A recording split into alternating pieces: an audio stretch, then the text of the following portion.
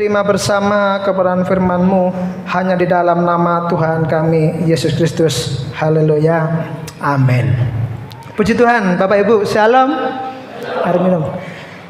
Senang sekali kalau hari ini kembali kita bertemu dalam kasih Tuhan.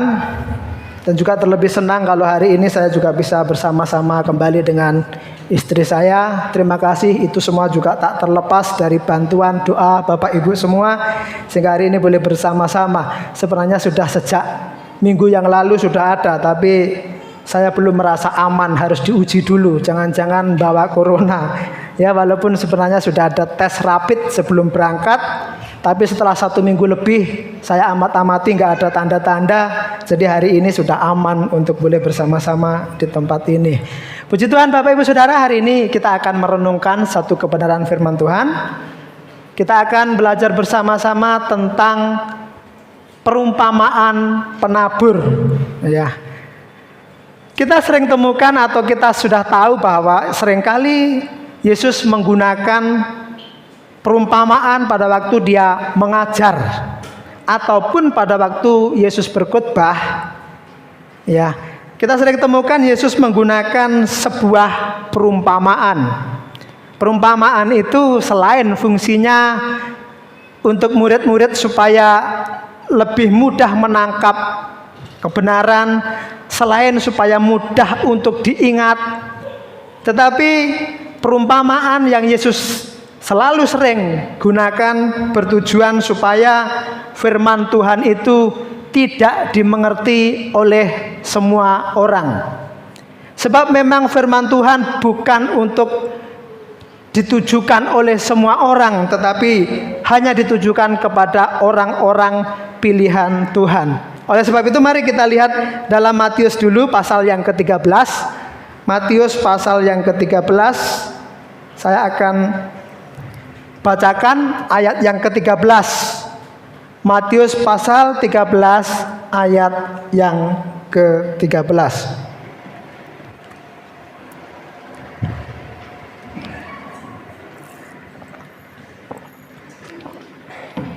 Itulah sebabnya Aku berkata-kata dalam perumpamaan kepada mereka, karena sekalipun melihat mereka tidak melihat, dan sekalipun mendengar mereka tidak mendengar dan tidak mengerti. Maka pada mereka genaplah nubuat Yesaya yang berbunyi, kamu akan mendengar dan mendengar namun tidak mengerti, kamu akan melihat dan melihat namun tidak menangkap. Nah Bapak Ibu Saudara, memang tidak semua orang diberikan hak untuk mengerti firman Tuhan. Kekristenan juga bukanlah sebuah agama yang mengemis. Gereja juga bukan sebuah institusi yang mengemis, yang meminta mencari pengikut atau mengemis untuk menjadi followernya Yesus atau pengikutnya Yesus. Tidak. Bahkan kita seringkali jumpai bahwa ada banyak orang yang berusaha untuk ikut Tuhan, tapi Tuhan tidak pilih, Tuhan tidak mau, ya, Tuhan tolak. Kita sering temukan seperti itu. Bahkan dalam perumpamaan ini juga punya maksud itu. Kenapa Tuhan sering pakai perumpamaan? Selain untuk para murid supaya lebih jelas menangkap, lebih mengingat, tetapi ini merupakan satu cara supaya Tuhan Yesus menyembunyikan kebenaran itu untuk orang-orang yang tidak dikehendakinya. Seperti halnya seorang penabur tidak akan menabur benih itu di semua tanah. Seperti halnya seorang penabur, dia akan menabur ke tanah-tanah yang tertentu saja yang dia cipratkan benih itu, ya.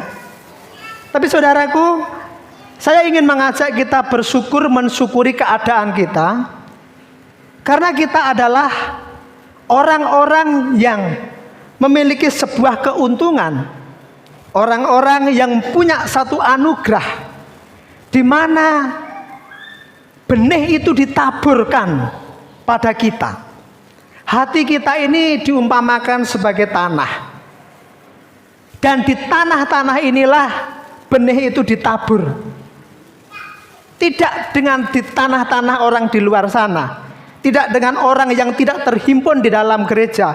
Tidak kepada orang-orang yang tidak terhimpun sebagai orang yang percaya kepada Tuhan Yesus Kristus. Bukan untuk mereka benih itu. Tanah itu tidak ditaburi benih. Bahkan mereka mendengar dan mendengar, tetapi sebenarnya tidak mengerti. Melihat dan melihat, tetapi tidak menanggap. Dan itu sudah dinubuatkan oleh Yesaya 700 tahun sebelum Yesus ada. Bahwa suatu saat nanti orang akan mendengar dan mendengar, tetapi tidak mendengar. Orang akan melihat dan melihat, tetapi tidak menangkap. Apa itu? Perumpamaan yang disampaikan oleh Yesus. Bagi mereka, apa sebenarnya maksud ini? Tersembunyi. Oleh sebab itu saudara, ketika saya merenungkan ini, harusnya kita ini sebagai orang yang bersyukur. Ya. Hati kita inilah tempat benih itu ditabur. Jatuh ke hati kita lah benih-benih Allah, yaitu firman Allah itu ditaburkan. Paling tidak 1 minggu sekali kita duduk di tempat ini, ya, ditaburkan benih-benih firman Tuhan yang jatuh kepada hati kita. Tidak dengan yang lain, tidak di luar sana. Dan ini anugerah. Tidak kepada semua orang. Semua orang tidak punya hak untuk mengerti kebenaran ini. Dan kalau kita bisa duduk di tempat ini, kalau kita bisa merenungkan firman Tuhan itu, inilah kelebihan anugerah yang Tuhan berikan kepada kita. Nah sekarang Bapak Ibu Saudara, tinggal satu langkah lagi. Bagaimana supaya tanah yang ditaburi benih ini tidak menyia-nyiakan benih itu. Sebab tidak semua tanah yang ditaburi benih meresponi benih itu dengan baik. Bahkan ada banyak tanah yang sebenarnya kejatuhan benih itu, tetapi menyia-nyiakan. Oleh sebab itu di dalam perumpamaan yang disampaikan oleh Yesus tentang penabur, kita akan lihat, kita akan temukan ada 4 tipe hati manusia. Ada 4 tipe jenis hati manusia ketika menerima benih yang tertabur itu. Nah, mari kita lihat. Yang pertama, tipe itu adalah tanah, ya, yang di pinggir jalan. Benih itu jatuh di pinggir jalan. Saya akan bacakan pasal 13 ayat yang keempat. Matius pasal 13 ayat yang keempat. Pada waktu ia menabur, sebagian benih itu jatuh di pinggir jalan, lalu datanglah burung dan memakannya sampai habis. Tuhan Yesus berikan penjelasan itu kepada murid-muridnya di ayat yang ke-19. Kepada setiap orang yang mendengar firman tentang kerajaan surga, tetapi tidak mengertinya, datanglah si jahat dan merampas yang ditaburkan dalam hati orang itu. Itulah benih yang ditaburkan di pinggir jalan. Bapak Ibu Saudara, orang yang ditaburkan benih tetapi tidak mengerti. Apa maksud tidak mengerti ini? Yang jelas ini tidak berhubungan dengan pintar bodohnya seseorang. Yang jelas ini tidak berhubungan dengan otak atau pikiran, tetapi lebih berhubungan kepada sikap hati. Ya, sikap hati yang keras seperti jalan. Ditabur benih, tetapi benih itu tidak masuk karena sifat jalan itu kan keras. Seperti contohnya orang-orang Farisi. Ketika orang Farisi diberikan firman oleh Tuhan Yesus, bukan berarti otak mereka tidak mengerti. Mereka tahu, mereka mengerti, mereka paham apa yang dibicarakan oleh Yesus. Tetapi sikap hati mereka menolak kebenaran itu. Mereka tahu, bahkan sampai hatinya tertusuk-tusuk ketika diberikan firman oleh Yesus. Tetapi menolak. Tidak mau menerima kebenaran yang Yesus sampaikan. Mengerti secara otak, tetapi sikap hatinya keras, menolak. Inilah pendengar. Contoh pendengar pinggir jalan, tanah di pinggir jalan.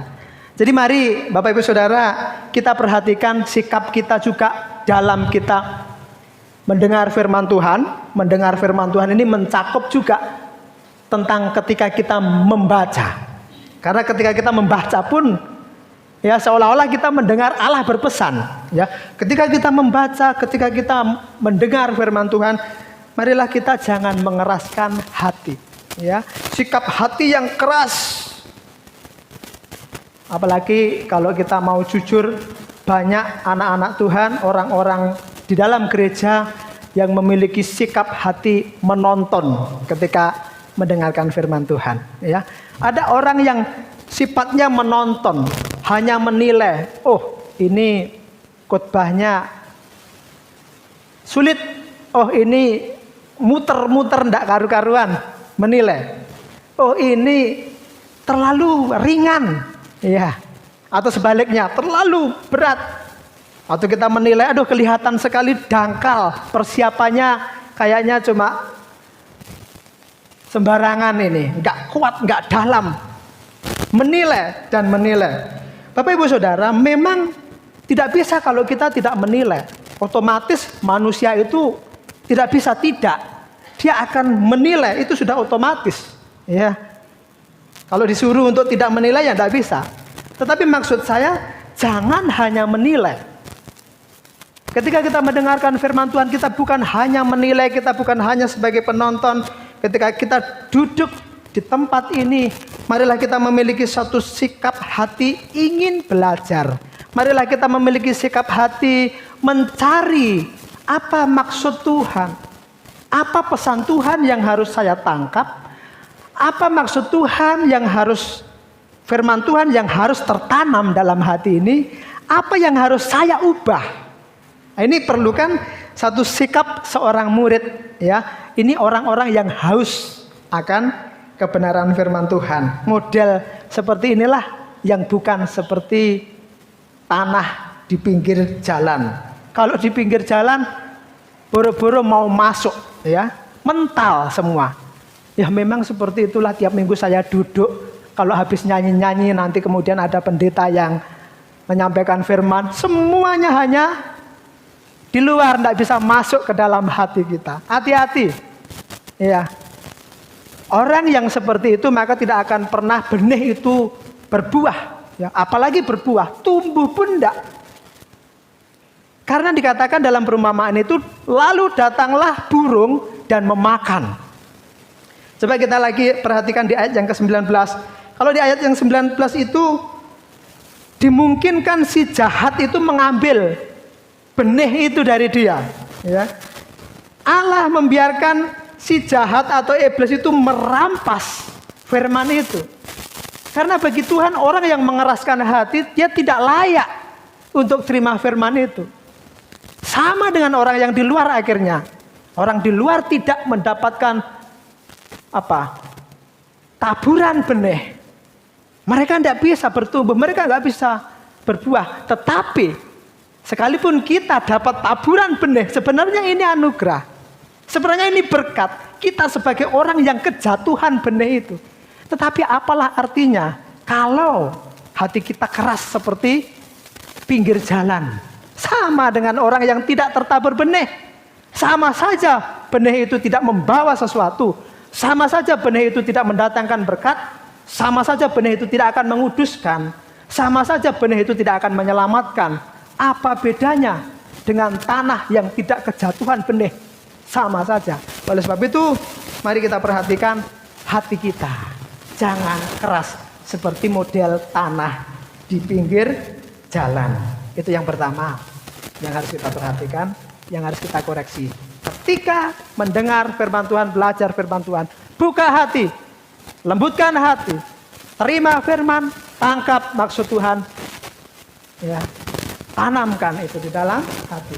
Lalu yang kedua adalah jenis tanah berbatu-batu. Kita akan lihat ayat yang kelima. Sebagian jatuh di tanah yang berbatu-batu, yang tidak banyak tanahnya. Lalu benih itu pun segera tumbuh karena tanahnya tipis. Tetapi sesudah matahari terbit, layulah ia dan menjadi kering karena tidak berakar. Penjelasannya Yesus ada di ayat yang ke-20. Ayat 20. Benih yang ditaburkan di tanah yang berbatu-batu ialah orang yang mendengar firman itu dan segera menerimanya dengan gembira. Tetapi ia tidak berakar dan tahan sebentar saja. Apabila datang penindasan atau penganiayaan karena firman itu, orang itu pun segera murtad. Pada tipe yang kedua ini berbeda dengan yang pertama. Kalau pertama tadi belum sempat tumbuh, sudah dirampas oleh burung, sudah dirampas oleh si jahat. Tapi pada tipe tanah berbatuan ini, sebenarnya dia sudah sempat tumbuh, tetapi karena tidak berakar, bebatuan itu tanahnya tipis, akarnya tidak dalam, maka ketika ada sinar matahari yang panas, membuatnya menjadi layu dan kering. Bapak Ibu Saudara, ini jenis orang yang menerima firman Tuhan itu dengan gembira dan segera antusias, bergembira, ya. Kelihatannya bagus ya kalau orang segera mengiyakan, segera ambil keputusan, segera berjanji kepada Tuhan. Tapi saudara, sebenarnya diperlukan satu momen mengendapkan firman, ya. Firman itu bagaimana bisa terendap di dalam hati kita ini. Firman itu harus masuk dulu dalam hati ini, mengoreksi, menusuk kita, ya. Dan bahkan ada satu momen kita berduka, ya. Bahkan ada tetesan air mata ketika kita sadari firman itu telah menegur dan menusuk di dalam hati kita. Walaupun sebenarnya tetesan air mata itu juga bukan ukuran yang mutlak, ya. Karena ada banyak orang yang susah sekali untuk nangis, susah sekali untuk meneteskan air mata. Tetapi sebaliknya ada orang yang sangat mudah untuk terharu dan netesin air mata. Saya pernah lihat film apa itu, lihat matahari terbenam saja, saking indahnya dia sampai menangis, meneteskan air mata terharu melihat keindahan. Memang ada orang yang seperti itu. Ya, mungkin juga ada di antara kita yang kalau lihat makanan enak saja sampai berebes mili nangis, enak gitu ya. Atau sebaliknya, makanannya nggak enak nangis. Nah, itu anak kecil. Tapi saudara, memang bukan ukuran yang mutlak. Tetapi pada umumnya firman itu harus bekerja dulu dalam hati ini, menyentuh sampai kedalaman hati, menggugah perasaan kita, membuat kita meneteskan air mata. Nah, di sanalah firman itu benar-benar tertanam, ya. Menghasilkan sebuah pertobatan yang sejati, menginsapkan, menginsapkan, benar-benar menegur dan memperbaiki setiap kehidupan kita. Bukan hanya di kulit, bukan tidak berakar, ya. Tapi benih itu benar tertancap dalam hati kita dan benar-benar berakar. Saya pikir bukan suatu kebetulan kalau pertobatan sejati itu seringkali disertai dengan air mata. Sekali lagi ya, air mata bukan ukuran yang mutlak. Tetapi air mata itu menandakan pendalaman. Orang Kristen ketika berdoa, ketika berhubungan dengan Tuhan tanpa air mata, bisa diartikan bahwa dangkal itu hubungan, ya. Tapi ketika kita sungguh-sungguh dalam, ya, segagah apapun seringkali, walaupun merembeng minimal, ya, itulah duka cita karena kesadaran, ya. Bukan segera menerima dengan gembira seperti contoh dalam ayat tadi, ya. Ayat tadi kan contohnya dia terima dengan gembira, langsung setuju. Tapi ayat tadi juga mengatakan bahwa orang yang seperti itu tidak akan berakar, tahan sebentar saja, kurang ketekunannya.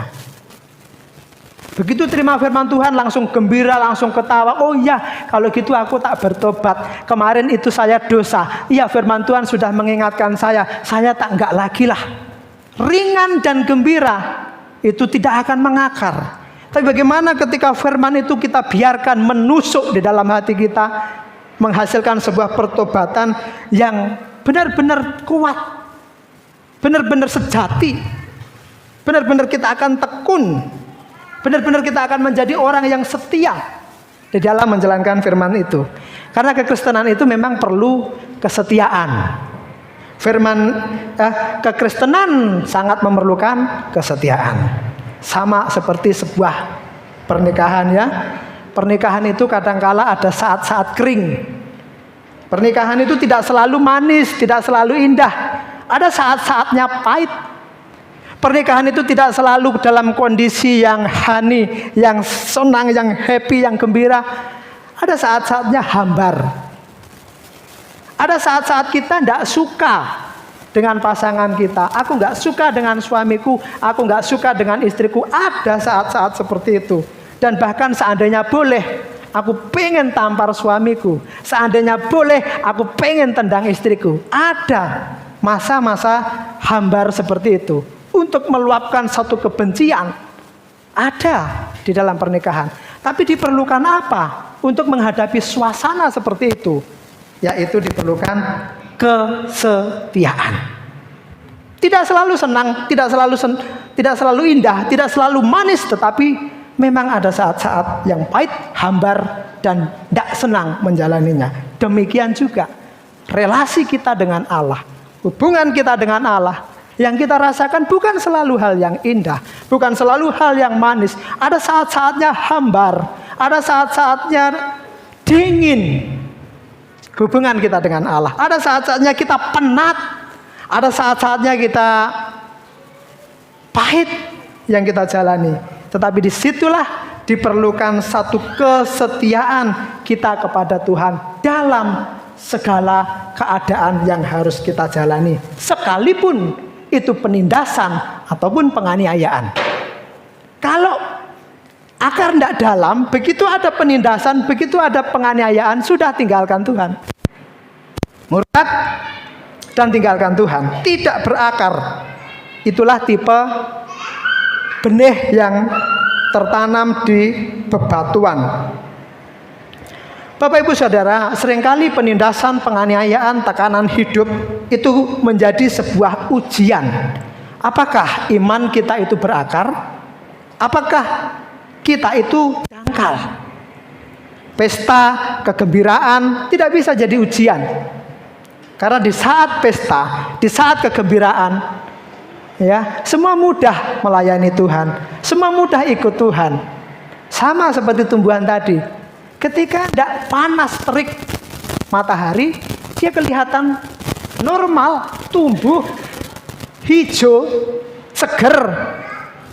Tapi ketika panas terik matahari, oh ternyata layu dan kering. Penindasan dan penganiayaan, tekanan hidup, itulah yang seringkali menguji sebenarnya diri kita itu seperti apa. Dalamkah atau dangkalkah iman kita kepada Tuhan? Seperti kalau saya sedang mengupas bawang ya, saya kupas dulu kulitnya, berapa lapis itu kulit itu, baru nanti sampai ketahuan di dalamnya bawang yang sesungguhnya itu seperti itu. Seringkali penindasan itu seperti itu, tekanan hidup seperti itu, melepas kulit-kulit luar kita dan ketahuan sebenarnya seperti apa sesungguhnya diri kita.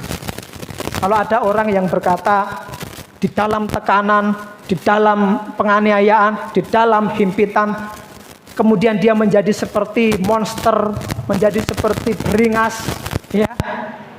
Kalau bisa pukul orang, kalau bisa pukul anaknya, pukul istrinya, lalu dia berkata, maaf, saya kilap, sebenarnya saya nggak seperti itu. Saya sebenarnya bukan orang seperti itu. Tapi karena tekanan hidup loh, saya kilap itu. Saya sebenarnya nggak terlalu setuju dengan itu. Karena bagi saya itulah dirimu dan diriku yang sebenarnya. Di saat kita tertekan, di saat kita teraniaya, terhimpit, keluar asli kita. seperti bawang yang dikeletek, dikeluarkan kulit-kulitnya. Ah, di penganiayaan, di tekanan, itulah asli kita. Jadi bukan soal kilap, bukan sesungguhnya saya seperti itu. Itulah sesungguhnya kita. Pada saat penganiayaan, pada saat penindasan, pada saat himpitan, itulah keluar asli diri kita. Kita bisa mengenali diri kita di saat seperti itu. Oleh sebab itu saudara, mari kita pastikan diri kita, ya. Lihat, koreksi diri kita sampai ke titik mana sebenarnya akar kita. Kalau kita di tengah-tengah tekanan, tapi kita masih bisa memuji Tuhan, masih bisa melayani Tuhan, masih bisa percaya Tuhan, nah itulah yang sebenarnya diri kita.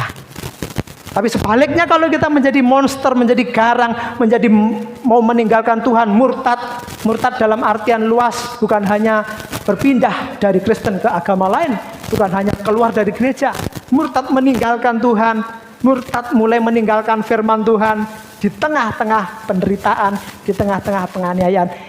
Mari kita lihat diri kita masing-masing, ya. Bukan kilap, bukan kita menjadi orang lain. Itulah diri kita yang sebenarnya di saat tekanan itu, ya.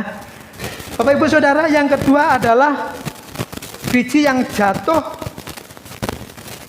di bebatuan, tidak mengakar, kelihatan bagus, kelihatan sempurna, kelihatan tumbuh, kelihatan sungguh-sungguh, tetapi sebenarnya itu ketika semuanya berjalan dengan lancar. Ketika ada terik matahari, nah ternyata tidak sebagus itu. Mari kita lihat apakah kita seperti itu. Yang ketiga, kita akan lihat di ayat yang ketiga, tanah semak duri, di ayat yang ketujuh. Ayat yang 7, sebagian lagi jatuh di tengah semak duri, lalu makin besarlah semak itu dan menghimpitnya sampai mati. Penjelasannya ada di ayat yang ke-22.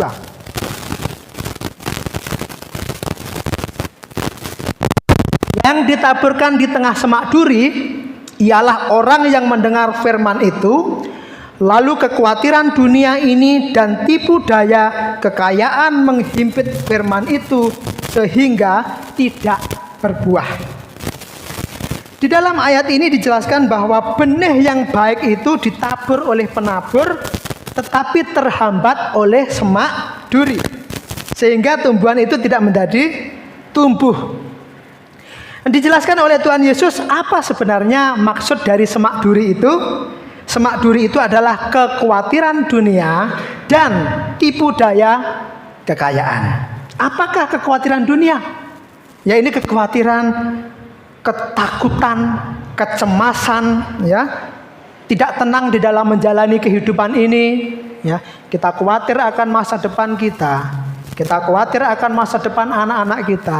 Kita khawatir akan cucu kita. Kita khawatir akan suami istri kita. Kita khawatir akan kesehatan, kita khawatir akan pekerjaan, banyak hal yang menghimpit. Kekhawatiran itu menghimpit firman untuk tumbuh. Sehingga akhirnya apa? Sulit untuk kita mengaminkan firman. Sehingga akhirnya apa? Sulit kita untuk mempercayai firman. Karena dihimpit oleh kekhawatiran. Ketika kita mau percaya kepada firman Tuhan, kepercayaan kita kalah dengan kekhawatiran, ya, sehingga kita tidak dikuasai oleh firman, tetapi dikuasai oleh kekhawatiran. Nah, oleh sebab itu mari kita perhatikan, mari kita teliti, ya, kita kontrol kekhawatiran itu di dalam diri kita, karena memang kekhawatiran tidak pernah bisa dihapus tuntas, tetapi kita bisa mengontrol. Dihilangkan tidak bisa, tetapi kita harus mengontrol, menekan. Jangan sampai kekhawatiran itu membuat benih itu menjadi tidak bisa tumbuh ataupun berbuah, ya. Rasa kekhawatiran perlu diwaspadai. Lalu kemudian semak duri itu dijelaskan adalah tipu daya kekayaan, disebut oleh Yesus. Semak duri yang menghambat itu adalah tipu daya kekayaan. Pada dasarnya memang kekayaan bukanlah sesuatu yang salah. Tetapi karena manusia itu sudah kodratnya sebagai orang berdosa, ya sejak manusia jatuh kepada dosa, maka dia menjadi susah melepaskan diri dari daya pikat kekayaan, ya, yang sangat kuat. Kalau kita salah di dalam meresponi, maka daya pikat itu akan menguasai dan menduduki tempat yang tertinggi di dalam hati kita.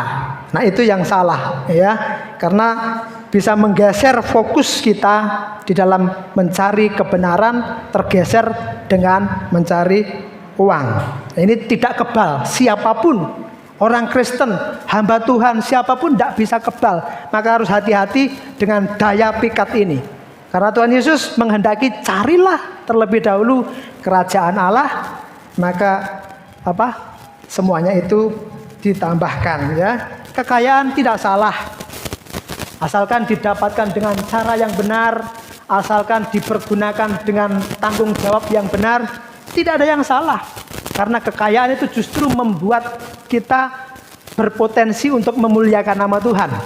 Kalau kita dapatkan dengan cara yang benar, kalau kita pergunakan dengan cara yang benar, melalui kekayaan, justru kita bisa mempermuliakan nama Tuhan. Tetapi hati-hati dengan cara mendapatkannya, hati-hati dengan cara menggunakannya. Sebagai peringatan kita akan lihat 1 Timotius pasal 6. 1 Timotius pasal 6 ayat yang ke-9.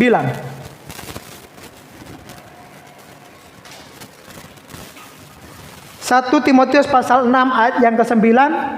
Tetapi mereka yang ingin kaya terjatuh ke dalam pencobaan, ke dalam jerat, dan ke dalam berbagai-bagai nafsu yang hampa dan yang mencelakakan, yang menenggelamkan manusia ke dalam keruntuhan dan kebinasaan. Karena akar segala kejahatan ialah cinta uang, sebab oleh memburu uanglah beberapa orang telah menyimpang dari iman dan menyiksa dirinya dengan berbagai-bagai duka. Nah, ini yang harus kita perhatikan. Jerat dari kekayaan itu kalau kita nggak hati-hati bisa membuat kita menyimpang dari iman. Contohnya Yudas Iskariot. Yudas Iskariot ini adalah orang yang banyak ditaburi firman karena dia murid Yesus. Kemanapun Yesus pergi, dia ikut. Berapa banyak Yesus mengajar, berapa banyak Yesus berkhotbah, dia dengar. Benih itu tertabur di hatinya. Tetapi keinginan Yudas kaya, keinginan Yudas mendapatkan uang, dia terjerat oleh tipu daya kekayaan. Dia jual Yesus, dia khianati Yesus. Yang harusnya firman itu mengubahkan hidup Yudas, yang harusnya firman itu menguduskan Yudas, yang harusnya firman itu menyelamatkan Yudas, tetapi oleh semak duri, tipu daya kekayaan, Yudas yang adalah murid Yesus, dia tertipu oleh keinginan uang 30 perak Yesus dijual, ya. Oleh sebab itu semak duri, mari kita perhatikan apa semak duri itu, kekhawatiran dan tipu daya kekayaan. Perhatikan itu, jangan sampai itu menghambat iman kita. Jangan sampai itu menghambat firman tumbuh dan berbuah di dalam hidup kita. Bapak Ibu yang terakhir, ini merupakan tanah yang dikehendaki Tuhan. Ini merupakan tanah yang harus kita capai. Ini merupakan tanah yang harus ada sehingga tidak sia-sia. Benih tertabur kepada kita, tetapi kalau tanah kita bukan ke tipe yang keempat ini, maka sia-sialah benih itu jatuh ke dalam hati kita, jatuh ke tanah hati kita ini. Ayat yang ke-8. Dan sebagian jatuh di tanah yang baik lalu berbuah. Ada yang 100 kali lipat, ada yang 60 kali lipat, dan ada yang 30 lipat. Penjelasannya di ayat yang ke-23. Yang ditaburkan di tanah yang baik ialah orang yang mendengar firman itu dan mengerti, dan karena itu ia berbuah.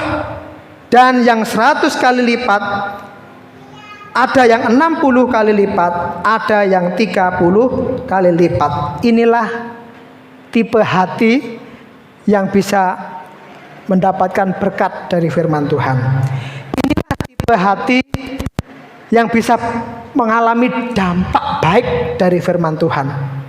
Orang bisa diselamatkan oleh firman Tuhan. Orang dikuduskan oleh firman Tuhan. Inilah kita hati. Hati yang baik.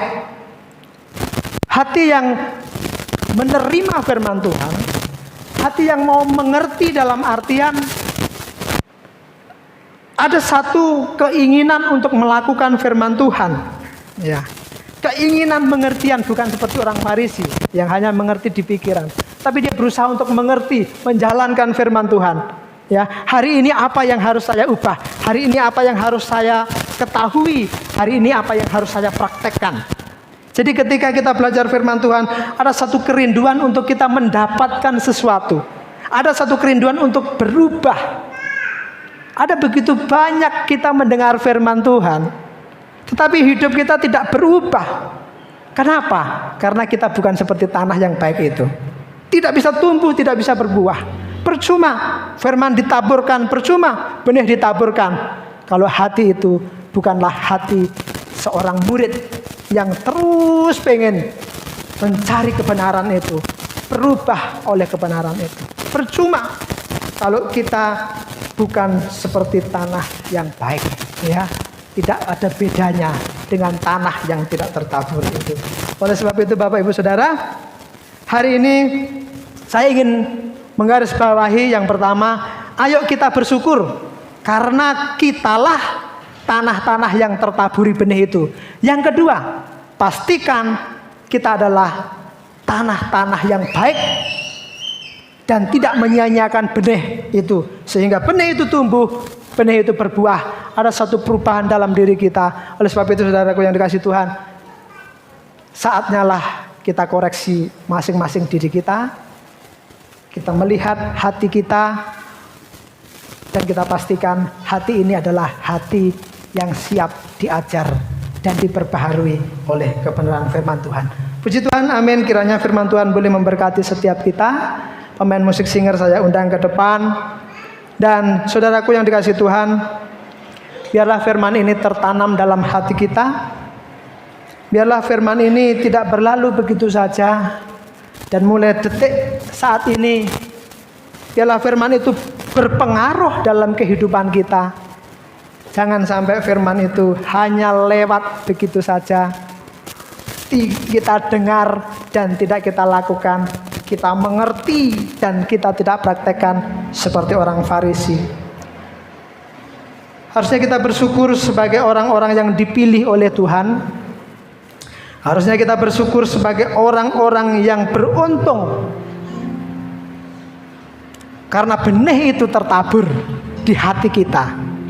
Ada begitu banyak orang seperti tanah yang tidak kena, seperti tanah yang tidak kecipratan benih. Ketika Tuhan sebarkan benih itu ada di hatimu dan di hatiku. Sekarang mari kita saatnya memperbaiki hati. Bukan lagi hati yang keras terhadap firman. Bukan lagi seperti bebatuan yang berakar dangkal. Bukan lagi hati yang dihimpit oleh semak duri. Tetapi marilah kita jadikan hati kita sebagai tanah yang subur, sehingga setiap firman yang kita pelajari, yang kita renungkan akan bertumbuh dan berbuah, berdampak bagi kita, menguduskan, menginsafkan, mempertobatkan, bahkan menyelamatkan hidup kita.